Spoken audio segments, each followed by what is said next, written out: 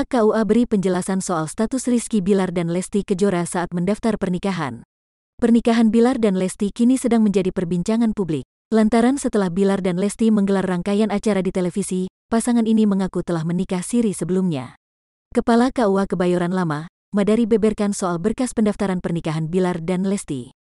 Hal ini disampaikan dalam video yang diunggah di YouTube Intens Investigasi, Selasa, tanggal 28 September tahun 2021. Ia menjelaskan berkas pendaftaran yang diajukan tidak memiliki masalah administrasi. Menurut keterangannya, tak ada surat atau keterangan yang menyatakan keduanya telah menikah siri.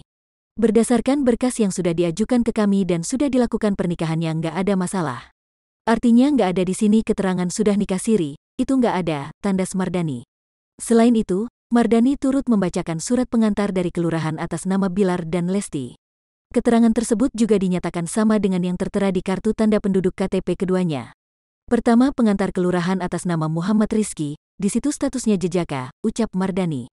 Kemudian Lestiani statusnya perawan di pengantar kelurahannya. Artinya pernikahan ini berdasarkan berkas dan surat itu statusnya perjaka dan perawan, bebernya. Ia lantas menegaskan pernikahan Bilar dan Lesti yang disiarkan langsung di televisi tidak bermasalah.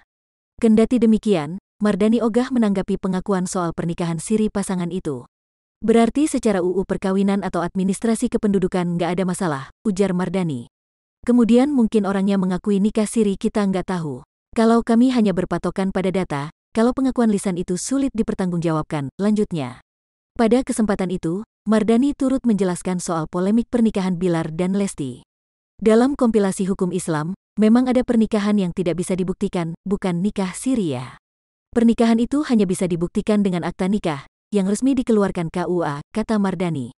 Sehingga apabila pernikahan tidak tercatat di KUA, bisa mengajukan isbat nikah ke pengadilan agama.